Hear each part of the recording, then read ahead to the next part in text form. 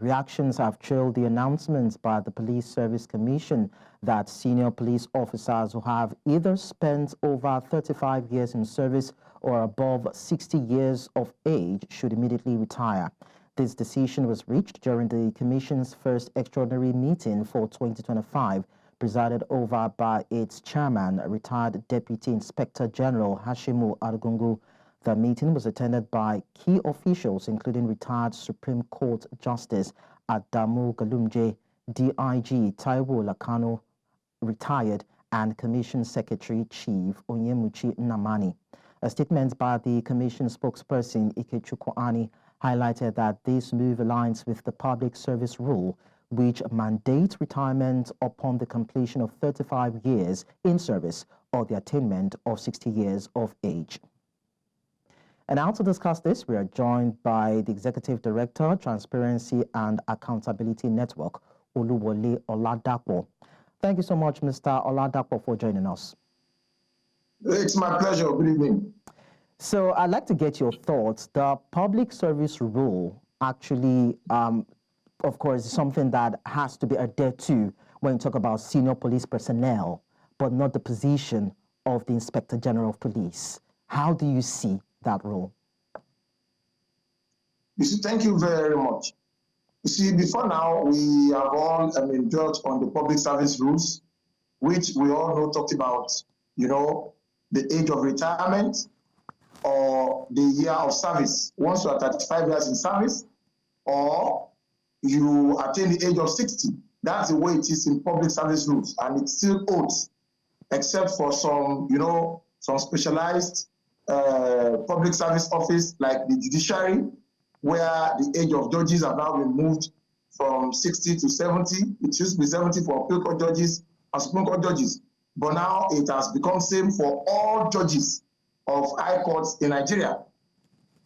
And in 2022, that of the Inspector General of Police was also done, which was like made almost like a political office. And if you look at it to some extent, it is almost like a political office, which requires that the nominee for the office by the president would have to go before the Senate for confirmation after has been appointed in acting capacity. So, you see, it's rather unfortunate that as Nigerians we have found ourselves in this situation. And as activists and public commentators on issues, one of the things that I think we did was to have been docile when in 2020, under the immediate past president of Nigeria, President Muhammadu Buhari, the amendment to the Police Act was done so as to allow the president to be able to appoint whoever he deems fit into the office of the Inspector General of Police. And that job has been settled. It is unfortunate that it is generating furore now, but it is late. And that's the reality of things as it stands. But then I'd like to find out. What is the rationale behind having such rule, an exemption for the IGP. Is there a direct or an indirect benefit to have that come into play, that amendment of the Police Act whereby the IGP can stay in office for 4 years, but then it is still under the same public service rule? So why should there be an exemption? Is there benefits? Thank you very much. You see, the law is good and the law is clear. The truth is, in the public service, promotion ends at a particular stage. For the police, promotion within the service ends at the rank of Deputy Inspector General of Police. That is not by appointment. That is by promotion. The office of the Inspector General of Police, even before the law was amended in 2020, had not been by promotion. It's not been by public service rules. So I think what the law did in 2020 was to put a lot of things into perspective. Whether it was morally sound or not is another issue for another day. And that is where it has been. So I think what they're trying to do is to seek law to be able to actually explain that an office for which you cannot be promoted but appointed has almost become political. And if we look at it, the benefits are two for the system. There is a benefit for Nigeria and the system. There's also a benefit for the current political office holder who would have to shop for a competent, experience, and more importantly, a loyal person who he thinks might want to carry out his own agenda for the nation. It is rather very unfortunate, but if we are going to address this issue, we will have to go back to our laws. And the laws will have to address the fact that the office of the IG should be by promotion and not by appointment. As long as it remains by appointment by the president in acting capacity, subject to confirmation by the National Assembly, it has become a political office. So and that's why the conundrum has been all the while.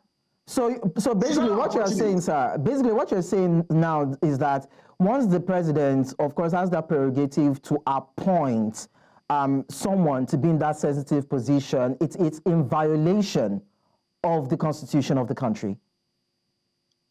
It is not in violation as it stands now.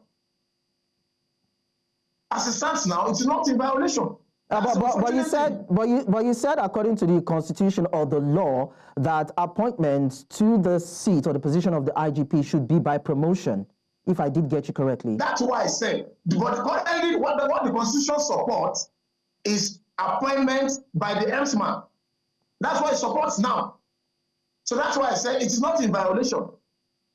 But when we look at the morality of it, which is generating the parole now, we would have to go back to the constitution to allow, that's what I'm saying. I'm talking about in retrospect now. I'm speaking futuristically on what can be done. The current position where agitations are now being held that should not be done is against the law. So the argument is from the point of morals and morality that when it might not encourage performance by officers in the Nigerian police force, knowing full well that they might not attain. But of course, it is only one person that will attain in the lifetime of a particular group of people. And in a particular set of police officers, no one might even attain to the position of IG. And that's why the president can decide to appoint. Once you attain the rank of an AIG, he can appoint you and retire everybody before you, or except those ones are ready to serve their junior, even when their time is not, when their retirement time or year of completion of service is not up. But that will not encourage the force. Somebody is an AIG, you bring him up above the IGs to come and be IG. The law permits that. The president has the prerogative to appoint anyone, any senior police officer, into the position of the IG. So that's why I said the law, as it stands, will have to be looked at. But currently, the president is not doing anything that is against the law. It could be against morality by virtue of the opinion of some persons, a school of thought that I also belong to. But he has not gone against any law of the land, especially the Police Act 2020 that was amended. Okay, before I let you go, I'd like to also, from the point of morality anyway, get your opinion on the issue around appointments. So when we have a president who appoints the heads of the police force, the anti-corruption agencies, and some other sensitive agencies like that, how do we now have an effective system that upholds justice when we know that these people who have been appointed would somehow have to be the ones who would honor or work in favor of the person that has appointed him or her? Well, I don't want to subscribe to working in favor. I would like to say work in tandem. I would like to use that word. In tandem. For somebody contesting the office of the president, you have an agenda. Perhaps security is part of your agenda. You must be able to work with people as long as the constitution permits you to work with people who you believe can work with your vision. Not favor this time around. Not favor. Every civil servant or public office holder should work in loyalty to the nation and by extension, the holder of the most superior office and highest office in the land, in this case. But that favor could be, sir, that favor could be benefits of course, the president, but then to the detriment of the people. Is one of the things that the activist Omoyele Sowore mentioned, and some people have also mentioned that, you know, he who pays the piper dictates the tune. So if whatever rule that is being handed down to those who have been appointed favors them, and then it's to the detriment of the people, then it still holds waters because it's what the Constitution says. You see, it's rather unfortunate. But like I said, that's the law. So what we should be working towards now is an agitation for a constitution amendment as far as that matter is concerned, where we can now start talking about the fact that for such sensitive offices, people who are going to be helmsmen has to be by promotion.